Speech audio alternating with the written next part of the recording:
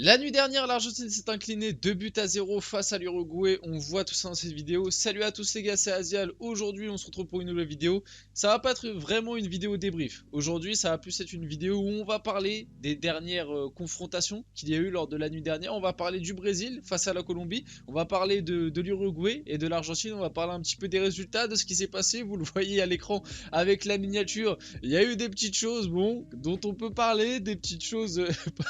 En vrai, c'est marrant. En vrai, c'est marrant. Je pense que si t'es vraiment un grand fan de Messi et tout, tu peux avoir un peu les nerfs contre Ugarte. Mais en vrai, plus globalement, c'est marrant. Et il y a des choses plutôt sympas à voir. Bon, ça, c'est pas forcément sympa, mais t'as compris, vous avez compris un petit peu l'idée. Bref.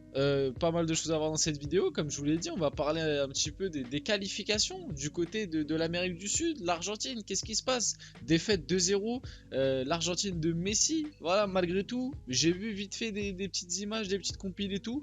Il y a eu quand même un Messi en jambes. Il y a eu quand même globalement un bon Messi. C'est plus l'Argentine dans sa globalité qui a été un petit peu mièvre, avec un Uruguay qui a été bon. Avant qu'on rentre dans le vif du sujet de la vidéo, n'hésitez pas à liker, à vous abonner, à partager tout ça pour le développement de la chaîne. Vous le savez, ça fait plaisir. Et puis voilà, on va pouvoir directement rentrer dans le vif du sujet de la vidéo. Qu'est-ce qui s'est passé? Bon, il s'est passé pas mal de choses. Défaite de l'Argentine 0-2 face à l'Uruguay. C'est la première fois que les Argentins s'inclinent depuis le Arabie Saoudite-Argentine en Coupe du Monde 2022. On s'en rappelle, hein. Ce match, moi, il m'avait marqué. Je m'étais levé à 11 h du matin. Je me rappelle, je m'étais levé à 11 h. Petit match de Coupe du Monde. En plus, ça avait bien commencé. Si je me rappelle bien, l'Argentine avait ouvert le score sur un penalty. Puis après, il y avait eu la double clim. La double clim. Tu commences par une défaite. Au final, tu es champion du monde. Donc tu l'oublies un peu. Mais j'avoue que ce premier match, l'Arabie Saoudite, avait été vraiment impressionnant. Ronald Araujo a mis fin à 763 minutes sans encaisser le moindre but par Emiliano Martinez et ses coéquipiers. En ce moment, Emiliano Martinez, depuis bizarrement la cérémonie du Ballon d'Or et son trophée enfin le trophée Yashin, son trophée de meilleur gardien sur la saison 2022-2023, il enchaîne, hein, il enchaîne là. Du coup, il n'avait pas encaissé depuis 763 minutes. Là, il encaisse. Avec Aston Villa, ces derniers temps, il n'est pas toujours impérial. Je pense que vous avez vu passer quelques compiles, quelques extraits des buts des buts qu'il a encaissés. C'est pas toujours fou en ce moment pour Emiliano Martinez. Darwin Núñez a ensuite fait le break en toute fin de match, en plus sur une perte de balle de Messi, contre-attaque et but de Darwin Núñez. Darwin Núñez qui d'ailleurs a loupé en première mi-temps une occasion encore. Et c'est ça qui est assez paradoxal avec ce joueur. Vite fait, on fait une petite aparté, voilà, on ouvre vite fait des parenthèses sur Darwin Núñez. Darwin Núñez, je sais, honnêtement, je sais même pas quoi penser de ce joueur parce que ce mec a quand même des qualités visibles, des qualités marquantes. Mais en fait, il est tellement capable du pire qu'en fait, il me fait vraiment penser à Cavani. Je vous jure, il me fait penser à Cavani. Vous vous rappelez Cavani au PSG? On se disait tous la même chose. Il fait des efforts, il se procure un nombre d'occasions par match absolument incroyable par ses appels, par ses courses, par ses pressings et tout.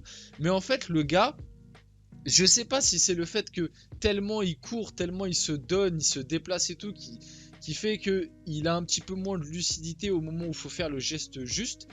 Mais Darwin Núñez, en fait, c'est ça, c'est comme Cavani, c'est les appels sont bons, il a la vitesse, il est complet, il est bon de la tête. Techniquement, c'est pas non plus une chèvre, même si des fois, pareil, il va te louper des contrôles, des trucs de fou. Voilà, il peut te faire contrôle frappe de manière assez efficace.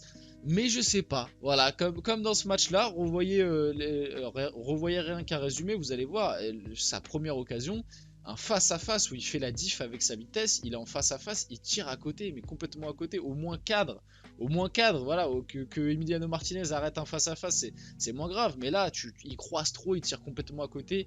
Ça me rappelle aussi son action très récemment qui avait fait le tour un petit peu avec Liverpool où il te rate un contrôle tout simple, il te fait un contrôle d'émeutier qui part à 3 mètres et puis après il t'enchaîne avec une enroulée de 25 mètres qui part pleine lucarne. Ce joueur c'est ça en fait et il me fait vraiment penser à Cavani dans le style, donc bon.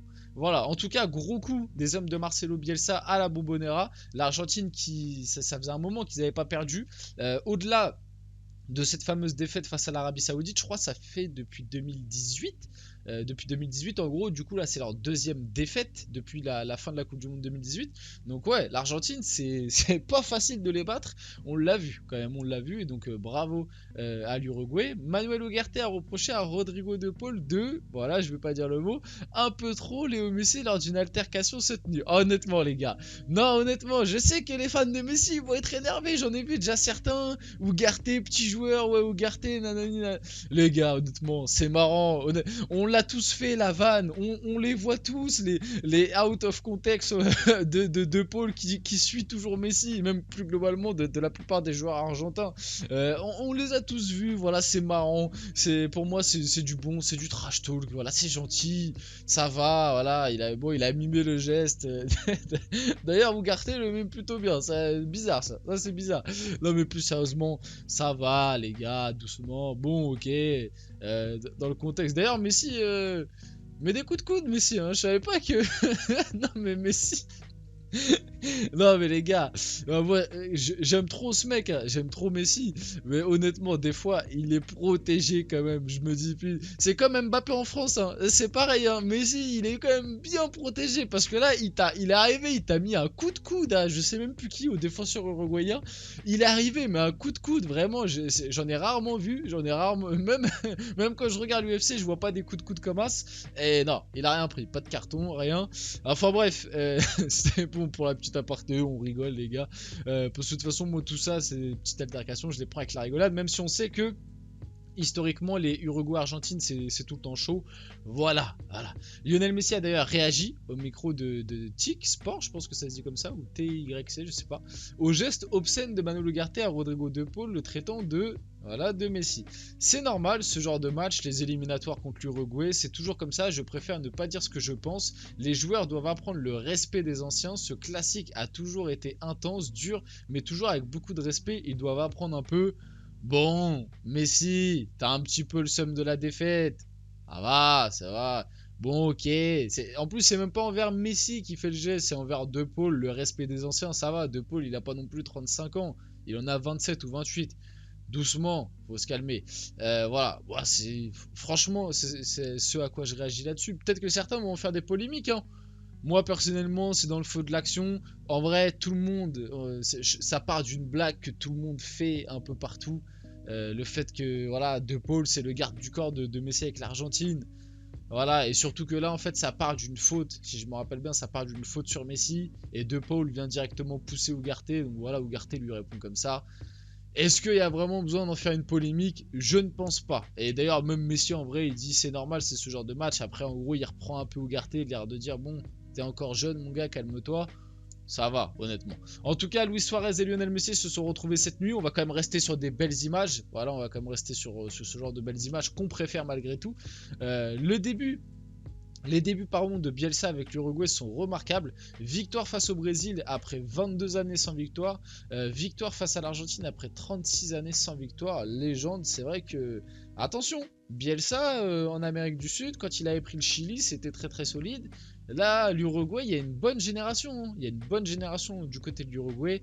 Les Arauro, les Valverde, les Ugarte, Darwin Núñez, etc. J'en oublie, Pellistri, tout ça. Attention, Bielsa, il peut te faire des petites dingueries avec l'Uruguay. Pour la prochaine Copa, l'Uruguay peut être un très très gros concurrent, surtout qu'on va passer, ça me permet de faire une belle transition. Le Brésil n'est pas au top, parce que défaite du Brésil 1-2 du coup contre la Colombie. Luis Diaz a renversé la Seleção en 4 minutes, alors qu'elle menait au score jusqu'à la 74e minute de jeu. Le Brésil est actuellement 5ème de son groupe de qualification pour la Coupe du Monde 2026, avec seulement 7 points en 5 journées. Le Brésil, on a le classement juste en dessous, du coup l'Argentine première, l'Uruguay deuxième, Colombie, Venezuela, Brésil. Le Brésil qui traverse une petite crisette. Le sélectionneur qui, on en attend un plus sérieux, j'ai envie de dire, à l'heure actuelle je crois que c'est un intérimaire si je me trompe pas, j'ai carrément oublié son nom.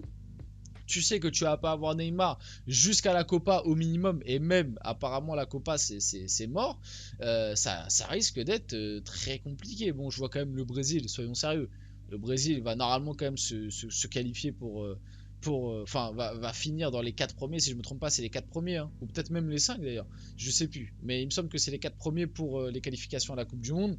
Le Brésil va y être normalement assez largement. Je crois même que c'est les 5 après recul. Donc bon, voilà, le Brésil traverse une mauvaise passe. Mais c'est vrai que pour la Copa qui arrive très prochainement, ça peut être un peu inquiétant. Ça peut être un peu inquiétant. Comme je vous l'ai dit, l'Argentine arrive en grande favori pour la Copa, ce qui est logique. Ce sera en plus sûrement la dernière de Léo Messi. T'as l'Uruguay qui avec Bielsa, là, ça montre des choses pas mal. Et puis après, la Copa, t'as toujours des petites équipes surprises. La Colombie, pourquoi pas. On sait qu'il y a des années, l'Équateur, le Chili, ça pouvait être un petit peu chiant à jouer. Le Brésil, bon, on sait jamais. Mais voilà, le Brésil n'a pris qu'un seul point lors de ses 3 derniers matchs. Donc défaite contre la Colombie, défaite contre l'Uruguay, la fameuse blessure de Neymar, et 1-1 contre le Venezuela. C'est vrai que le Brésil est sur une petite crisette, soyons honnêtes. En plus de ça, pour pas arranger les choses, Vinicius sort sur blessure avec le Brésil face à la Colombie. Nouveau coup dur pour le Real Madrid, Vinicius est sorti sur blessure. Le Real en ce moment ils ont pas de chance, hein, entre Camavinga, Vinicius, Arda Güler qui a replongé.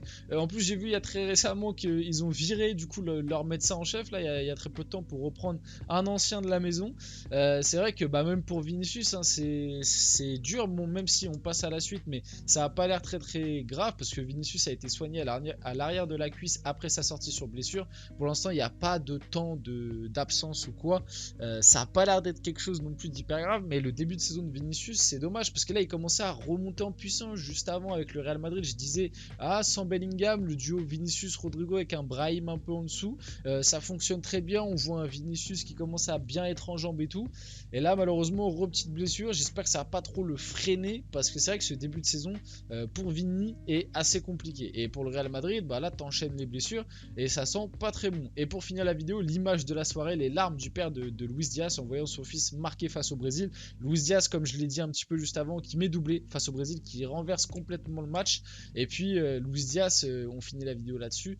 Luis Diaz, enfin le père de Luis Diaz, quand on sait l'histoire récente, j'en ai pas parlé sur la chaîne, mais l'histoire assez folle, qui a été kidnappé, pour ceux qui n'ont pas suivi, le père de Luis Diaz, donc le monsieur qui est à l'écran, a été kidnappé, a été libéré par la suite et a retrouvé très récemment son fils. Et malgré tout, Luis Diaz continue de jouer sachant que son père a été kidnappé, donc vraiment grosse force mentale de sa part. Et là aujourd'hui, hier soir, du coup, il claque doublé face au Brésil.